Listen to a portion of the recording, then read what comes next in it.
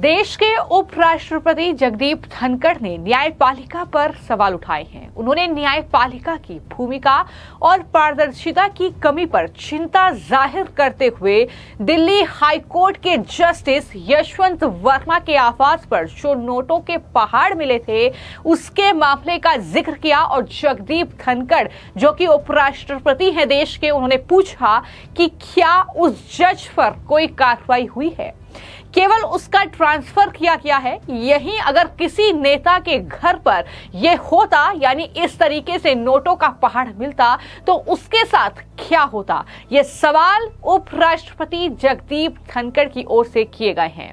उन्होंने कहा कि हमें खुद से पूछना होगा कि क्या हमारी न्यायपालिका सही से काम कर रही है।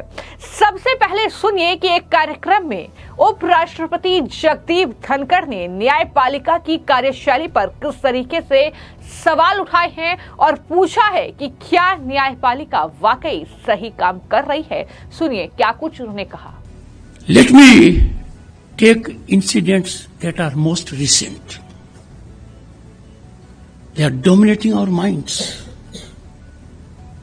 An event happened on the night of 14th and 15th of March in New Delhi at the residence of a judge. For 7 days, no one knew about it.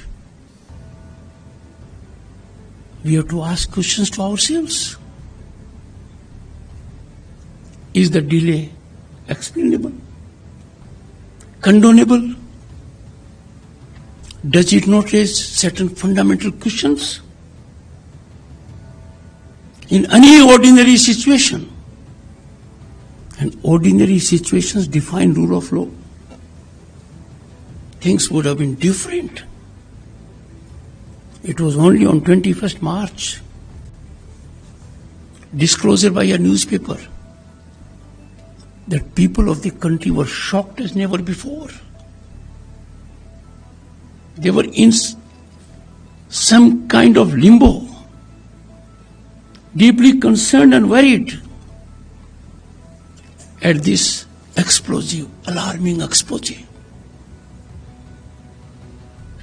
Thereafter, fortunately, in public domain, we had input from authoritative source, the Supreme Court of India. And the input indicated culpability.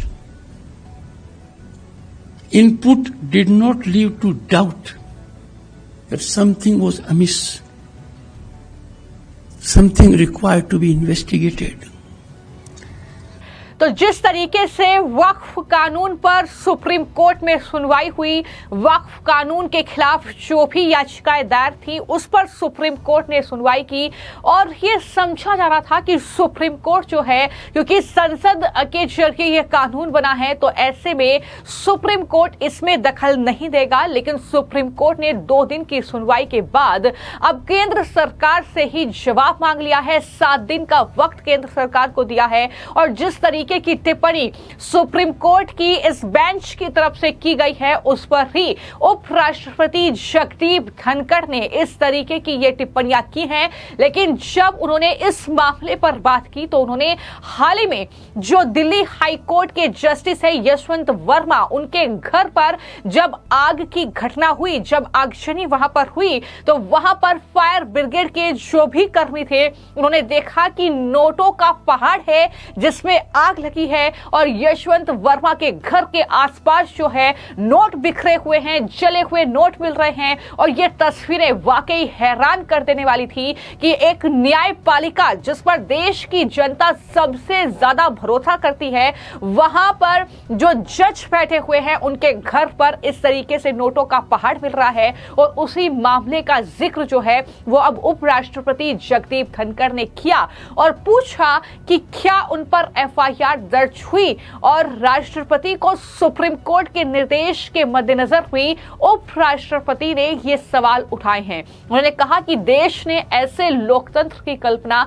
नहीं की थी जहां पर जज कानून बनाएंगे, कार्यपालिका का काम भी खुद ही करेंगे और सुपर संसद की तरह काम करेंगे। हाल ही में जो एक फैसला सुप्रीम कोर्ट का आया, राष्ट्रपति को निर्देश दिया गया, तो ऐसे में उन्होंने इस बात को लेकर भी चिंता जाहिर की और कहा कि हम कहां जा रहे हैं, देश में क्या हो रहा है। ये बातें उपराष्ट्रपति ने राज्यसभा के एक कार्यक्रम में कही और इस तरीके से उसे संबोधित किया। ये तमाम बातें जब उपराष्ट्रपति ने कही तो चर्चा का विषय बन गई हैं, क्योंकि जाहिर तौर पर न्यायपालिका, जहां पर जनता न्याय की उम्मीद करती है, लेकिन उसी न्यायपालिका में अगर इस तरीके के जज जाएंगे, उसी न्यायपालिका में अगर इस तरीके से वो कार्यपालिका में घुसपैठ करेगी, अगर कानून पर भी इस तरीके की राय रखेगी, तो देश का क्या होगा। ये सवाल उपराष्ट्रपति जगदीप धनखड़ की ओर से कहे गए हैं।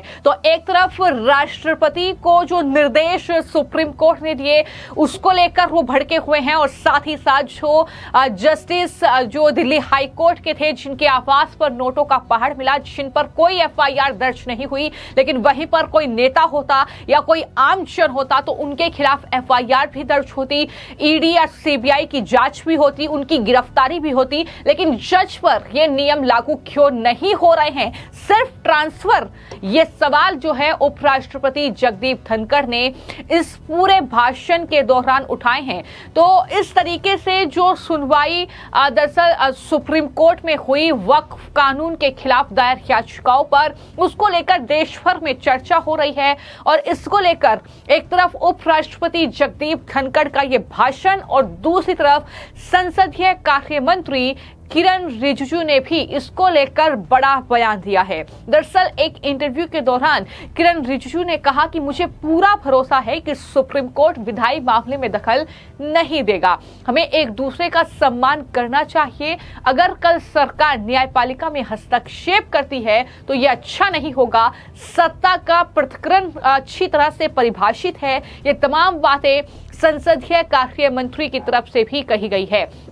तो यहां पर कहीं ना कहीं ये देखने को मिल रहा है कि एक क्लैश की स्थिति जो है वो केंद्र सरकार और कहीं ना कहीं न्यायपालिका के बीच जो है बढ़ रही है, क्योंकि वक्फ कानून जो कि संसद से ये बिल पारित हुआ, राष्ट्रपति ने इस पर हस्ताक्षर किए, उसके बाद वक्फ संशोधन कानून देश भर में लागू किया गया और उसके खिलाफ कई राजनीतिक दल के नेता, कई मुस्लिम संगठन के लोग सुप्रीम कोर्ट पहुंचे और सुप्रीम कोर्ट इसमें पूरी दिलचस्पी ले रहा है। सुप्रीम कोर्ट एक एक टिप्पणी कर रहा है। सुप्रीम कोर्ट केंद्र सरकार से जवाब मांग रहा है। यानी क्या कार्यपालिका कुछ काम नहीं करेगी? क्या कार्यपालिका, क्या संसद को कानून बनाने का हक नहीं रहा? ये तमाम सवाल अब आम जनता भी कर रही है। जिस तरीके से देश की न्यायपालिका काम कर रही है और उसको लेकर ही ये कई गंभीर सवाल जो है वो देश के उपराष्ट्रपति जगदीप धनखड़ ने अब उठा दिए हैं और इसी को लेकर देश के उपराष्ट्रपति जगदीप धनखड़ ने न्यायपालिका की भूमिका और पारदर्शिता की कमी पर अब चिंता जाहिर की है। लेकिन देखना होगा कि किस तरीके से इसमें सुधार आने वाले वक्त में देखने को मिलता है, क्योंकि जाहिर तौर पर केंद्र सरकार न्यायपालिका में दखल नहीं देती तो ऐसे में न्यायपालिका भी जो है वो कार्यपालिका में दखल ना दे, ये कहीं ना कहीं बातें लगातार कही जा रही हैं। और इसके बाद अब देखना होगा कि जिस तरीके की ये टिप्पणियां लगातार सामने आ रही हैं, उसके बाद वक्फ कानून के खिलाफ दायर याचिकाओं पर 7 दिन का जो वक्त केंद्र सरकार को दिया गया है, उसके बाद सुप्रीम कोर्ट क्या फैसला लेगी, ये कहीं ना कहीं अब देखने वाली बात होगी। फिलहाल आपकी इस पूरे मामले को लेकर क्या राय है, हमें कमेंट बॉक्स में जरूर लिखिए। धन्यवाद।